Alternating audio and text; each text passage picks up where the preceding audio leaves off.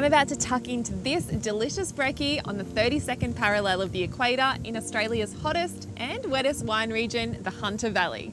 Today, true to its location, we're at Latitude 32 Winery, where the team here are focused on creating traditional wine with fun, new and sustainable techniques. My name is Holly and welcome to the Cellar Door.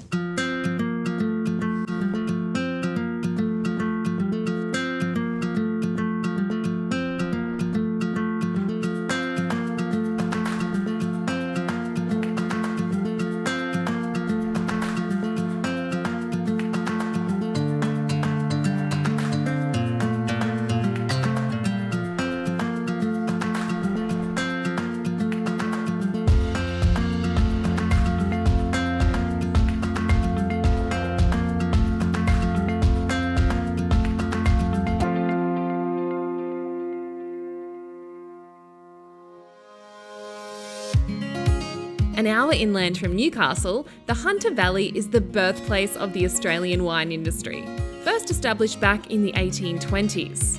With a warm and humid subtropical climate, innovation has long been the hallmark of the Hunter Valley, where winemakers have turned climate challenges into opportunities for creativity. And there's no better place to see that tradition in action than Latitude 32.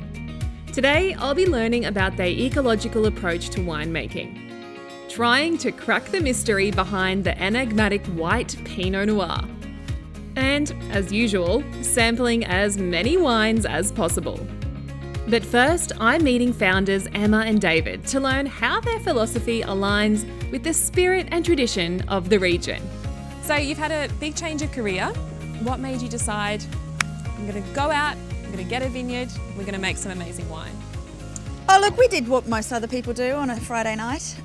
Let's face it, it'll be every night of the week. It's just no need to pretend. And we'd sit there and we'd drink wine, and you know, there's an array of producers all from around the world with different styles of wine. And we used to sit there, and after a few glasses, we used to talk about, you know, how we could do it and what we're doing. And obviously at that point, we were fully qualified winemakers, knew how to grow it, knew what we're doing.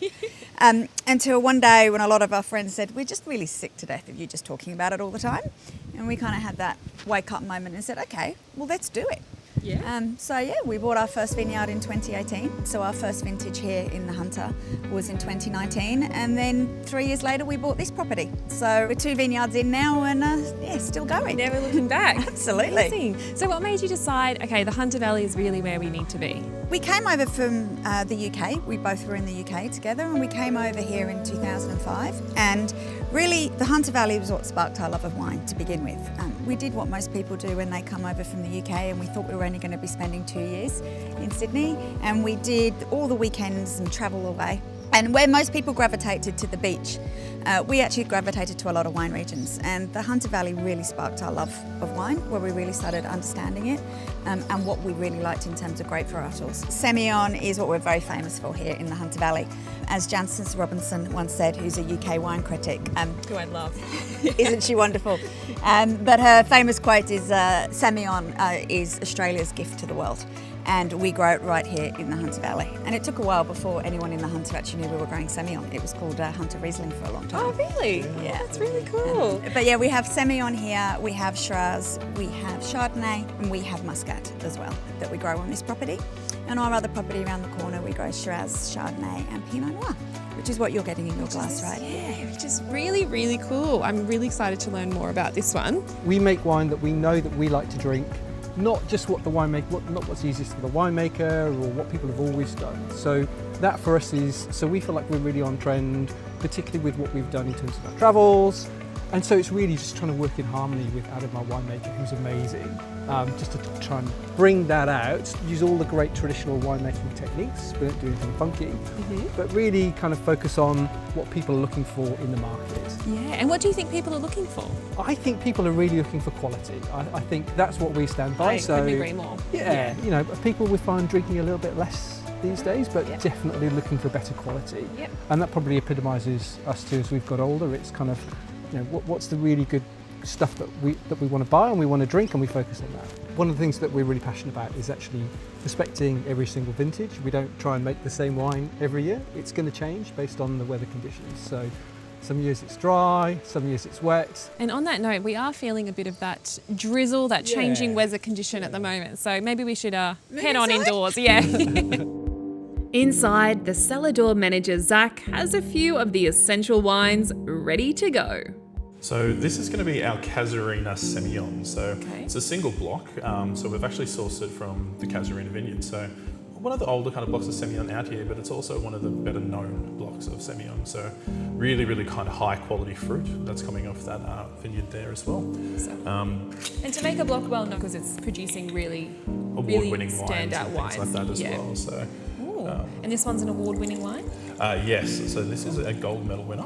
Oh, So fancy. really good potential to be cellared for quite a long period of time as well. Okay. But just because it can be laid down for a pretty long period doesn't mean that it has to be laid down for a really long period. So as you can kind of see, quite Have a light in terms of the coloration here. Yeah. So as that would suggest, it is really, really light as well. So Seion being Seion does have like a lot of citrus characters, a lot of kind of those like lemon lime notes that come through. So yeah, if you want to have a sip, All right. and we'll see No how worries. we go, I'll I have a guess. little sniff. I can, definitely get those really citrusy sort of crisp notes coming through straight away. Yeah, I'm gonna- really grassy on the nose and really quite fresh, but that'll subside over time, but it will age rather rapidly as well. Okay. So Seion, generally not oaked at any point, but it does kind of develop a little bit more kind of fullness and richness over time. And this one's no exception to that. But in saying that, you know, it is that time of year at the moment where it is quite warm, so really fresh, very easy. You don't need to have food with it, but in saying that, it's not going to hurt it if you have the right foods with it Always as well. good to have food with wine, Exactly. I guess.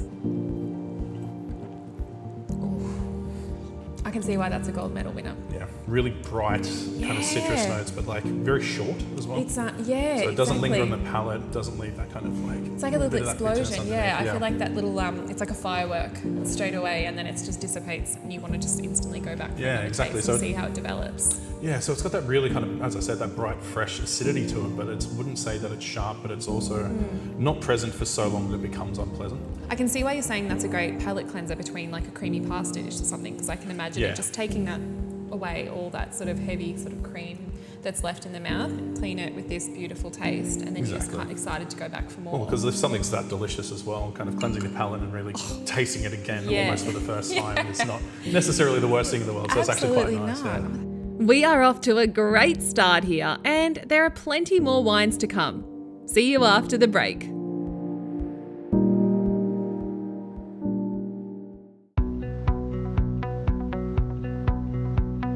I'm in the Hunter Valley at Latitude 32, and it's time to meet Adam, the winemaker in the barrel room, to see if I can find out the secret behind the white Pinot Noir, fittingly named the Enigma.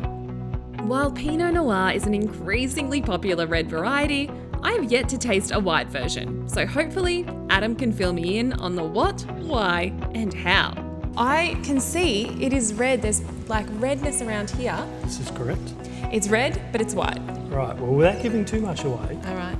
it starts off as a red wine in the traditional sense where it's fermented on skins like you would with a normal red, so all the colour and all the flavour comes out of the skins. We then put it away in barrel, and then when we think it's had enough time in barrel, we'll take it out and we'll put it through our special process. Okay, Adam is not cracking. I myself have never heard of a white Pinot Noir. Is that common in Australia? Is it common worldwide? It's definitely not common in Australia. As far as we know, we're the only one doing a pure white Pinot, but its origins come from Alsace in France. Okay. The barrel in front of me is our free run, and the barrel in front of you is the pressing. So that's the stuff that actually gets pressed out of the skins. Okay. It still has a little bit more sugar in it because a lot of the sugar is still in the skins, has more tannin, so more of that furry mouthfeel and stuff like that. So we'll use a component of that probably in the white Pinot and a component of that in the normal red Pinot. Ah, okay, so it gets shared across Yes. the both. Yeah. Okay. And so what flavours are we expecting? Lots of red fruits, sort of cherries, some nice sort of pepper spice characters. You may start seeing a little bit of vanilla come from the barrel as being a brand new barrel. You probably won't see as much in that one as an older barrel, but these have been in barrel for about 3 weeks now, so Okay. it may have started picking up some of that flavour. Flavour. And where do you get your barrels from? All our barrels come from France. So Emma loves her oak and her oak selection and always gets over to France to make the selection. And Oh, it's mandatory. You've got to get over there. yeah, I'm hoping she'll let me go over one day so I can pick some barrels. I hope so too. Yeah. Time for a taste, straight from the barrel. First up, the free run. Juice that naturally flows out of the crushed grapes before any pressure is applied. So how often are you tasting this during the process? At the moment, while they're going through the malolactic fermentation, it's more about just listening for that crackle, and when the crackle dies down, then we know that the malo is finished, and we get the samples sent off to a lab for testing to make sure, because the risk is if it's not all done, that if we bottle it, it could start in the bottle again, and then you have fizzy red wine, which no one likes. Yeah, true. Yeah. I guess if they're not expecting it, especially. Yes, yes, And very maybe different from exploding bottles. Yeah, very different, from a proper sparkling red. So. Okay. Yeah, So you can see some of that vanilla starting to come through now. definitely I can really get those really forest fruity sort of berry smells. Yep. Yeah, beautiful. Okay, I'm going to go in for a taste. Please. Let's do it. That's pretty good. That's very good. For a unreal. Yeah, for a not traditional Pinot growing region, it's quite surprising what the Hunter can do. Absolutely incredible. It's really light on the mouth, and just I almost want to say it's a refreshing sort of red. Like it just sort of sweeps in, sweeps through, and sort of covers the mouth really nicely. Yes. Oh, that's great. Now to try the pressing.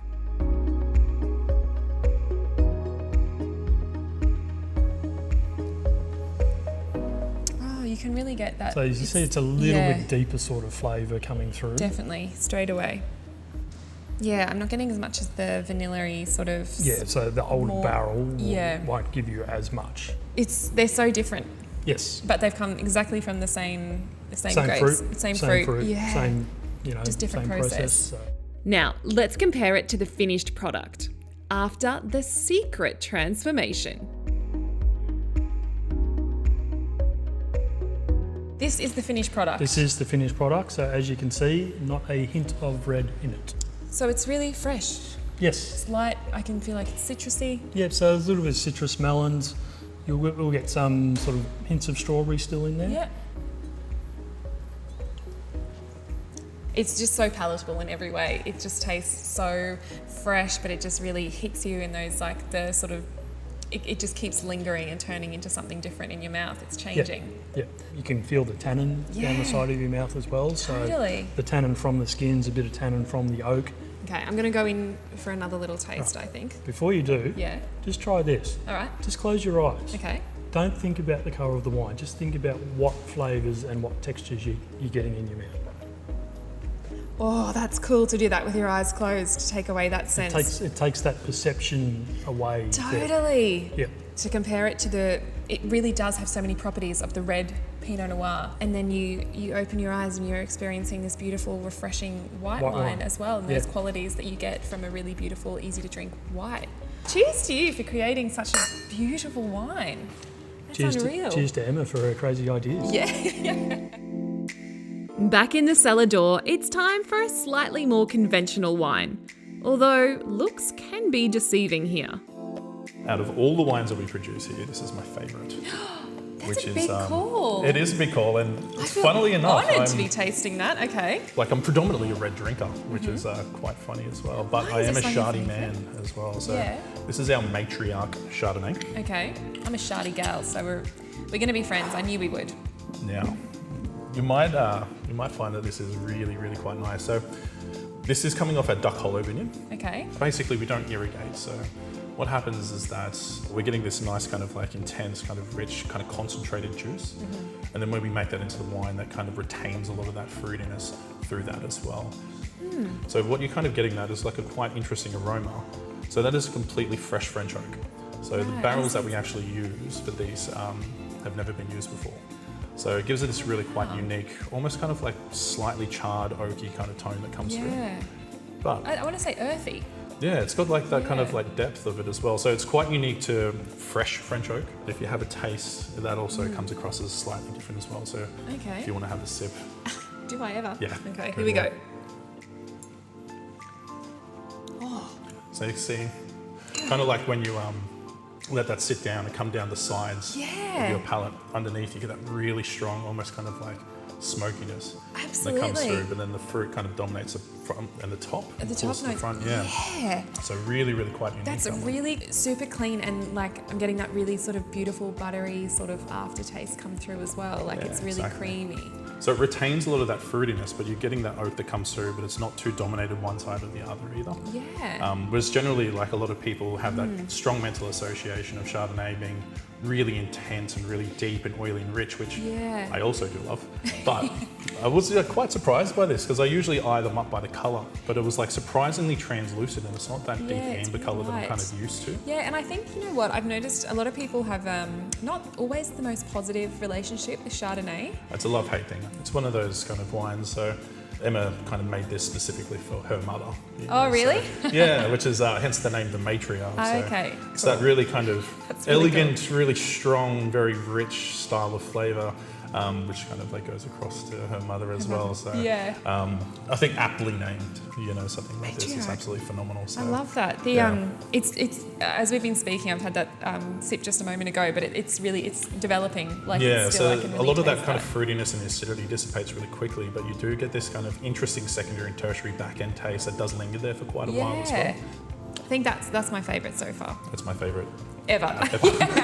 I can see why. It's really, really good. Yeah. It's going to be hard to top that, but that won't stop me trying. More Cellar Door after the break.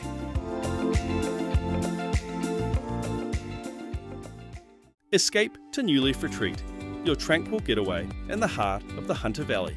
Set on 15 acres of vineyards, New Leaf offers modern luxury and relaxation.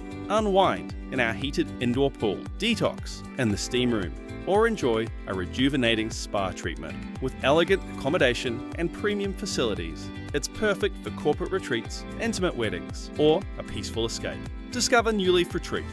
Book today at newleafretreat.com.au.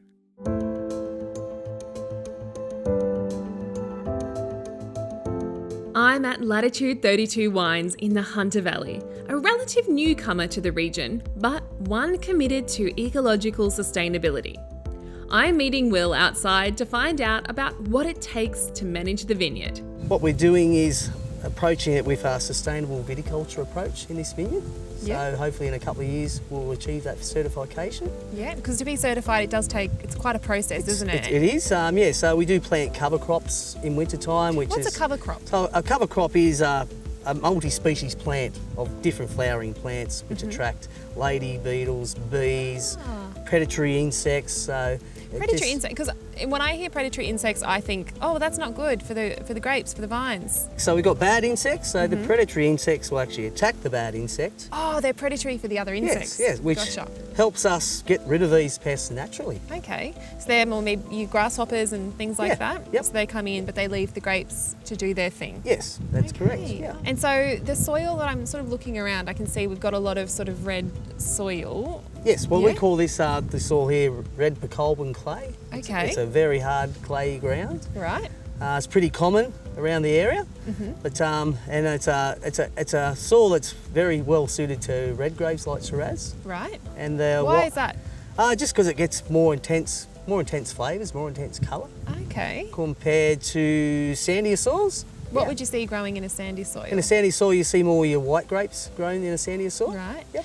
So the clay really gives it a more robust sort of flavour.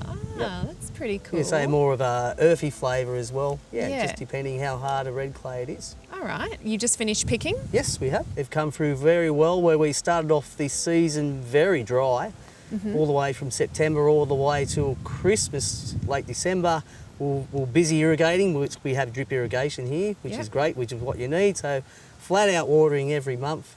And then finally the rains hit in early January. About 170 mils we got in about 2 weeks, which gave us all a bit of a scare. That's quite a lot. That's quite a bit of a downpour, But the grapes held on. Yeah. Yep, then it cleared up dry again and away we went and got into the picking and How much does that big dump of rain affect when you're going to pick? And is that your decision? Yeah, well, it's not really my decision. I do liaise with the winemaker, but it's more a winemaker's decision of when he wants to pick, can he make a good wine out of it, or does he hold out, take the risk, cross his fingers, Right. and yeah, that's how it works. So I'm imagining, the rain's coming in, maybe it's going to rain in a few days. What are we talking? Hours, minutes, days? Yeah, we're That's talking gonna within affect- 24 hours. We'll just Really? talk about it, and yep. And you'll go to harvest, you'll think, right, it's happening tomorrow. Yes, that's right. Yep, it can happen all just like that. Even within that night, a winemaker will ring you at 6 o'clock and go, I need to really pick tomorrow. We try and work it out and go, yep, we can do it, and away we go. If we can't, we just hold off till the next day. The all-important decision of when to pick is a collaborative effort, but ultimately rests with the winemaker. So this is our Shiraz block, and picking decision is based in conjunction with Will, but it involves a lot of sampling of the grapes. Okay. So you just pick them straight off the vine, which is me pop it in your mouth. picking berries off the vines, tasting them, but also picking bunches off the vines, taking back to the winery and squashing up, so we can actually get a taste of what the juice tastes like. Okay. And what are you looking for when you're tasting either just the grape or that juice? So it's mainly flavour is what we want. We know the flavour style for the wines that we want to make, so it's making sure there's no green characters left in there, and it's the right sort of red to blue fruit spectrum that we want in our wines. So, and it's taking bunches from in the middle of the vine and out from the edge, and making sure you get some that are in the sun and some that are shaded, because they all vary on how they ripen. So it's trying to get a representative sample of the vineyard. And so for you, what would be perfect picking conditions? Warm and dry. Back at the Cellar Door, Zach has his final pick for me to try. So this one is the Bros. So we've got the matriarch, so that's Emma's mother. So let's go for the ones that's been named after her two brothers. The Bros, okay. This being like a Shiraz base, so it's about 60% Shiraz, Okay. 40% Pinot Noir. Even with the 40% Pinot Noir, you can see that it does have a really quite deep kind of coloration to it. So you're not getting as much of that translucency that you'd probably expect with such a heavy percentage of Pinot being added to this one. So So this one's a Pinot Noir and Shiraz mix. yeah, Is that a common sort of combination down here in the Hunter? back in around the 70s. Super popular, really, really popular out here actually.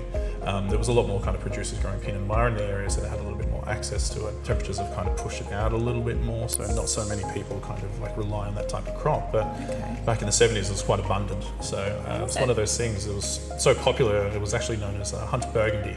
So Really? it was one of those things that it was had a really kind of like really big following. The French being very quite protective of their regional designations. So French. Told us, and pretty much everyone else has stopped calling things Burgundy. Okay. So it went back to the name Shiraz Pinot, but a lot of people just didn't have that same kind of mental association of that style of wine with the kind of just the varieties listed together. But say in the past like 4 to 5 years, it's starting to get a little bit more traction and popularity, which makes sense. You know, Shiraz is one of those really intense full-bodied styles, but Pinot being Pinot, quite delicate, you know, very, very light. So it just helps to kind of open up that Shiraz without taking away too much from it. It actually complements the flavour quite well and just brings a little bit more brightness to those red fruit notes that come through. So why not? Exactly. Yeah. Why wait for a good thing? Exactly. I'm not going to wait any longer. I'm going to dive in Have for a sip and sip. see how we go. It smells so rich and Really decadent. kind of rich, kind of deep forest fruit. Oof, that's my kind of red. It's So, so you know what I mean? Like that nice kind of spicy, yeah. little bit of not too sharp like black Beautiful. pepper. Yeah. But more spiced fruit, but super smooth. You don't really get that really Very rich tannin on the smooth. back end. Yeah. So really, really easy to drink this one as well. So separately, Shiraz and Pinot, like fantastic wines. Pinot is seldom something you'd see out here in the Hunter. We're actually using Hunter Shiraz and Hunter Pinot. And when you put them in combination, like it just works super, super well, which is producing, really, really nice, deep, rich and elegant style of wine. Turns out, swirling and sipping is hungry work. So to finish off, Emma has another unique offering out on the deck. Dumplings, specifically Cheeseburger Dumplings. Sign me up. Where'd the idea for the dumpling? It's such an unusual and unique pairing with wine. Well, that's us. That sort of sums up what we do. We've been to places around the world and we've had dumplings and wine. So we Yeah. thought, why not bring it to the Hunter Valley? Do it here. I love the fact in dumplings, I just find them little scrumptious cases of deliciousness. They are a little flavour explosion. They are, and I've actually chosen the Shiraz 21. This is our reserve range, and I've actually chosen to pair, and you'll get on the tasting, to pair the Shiraz 21 with our cheeseburger dumpling.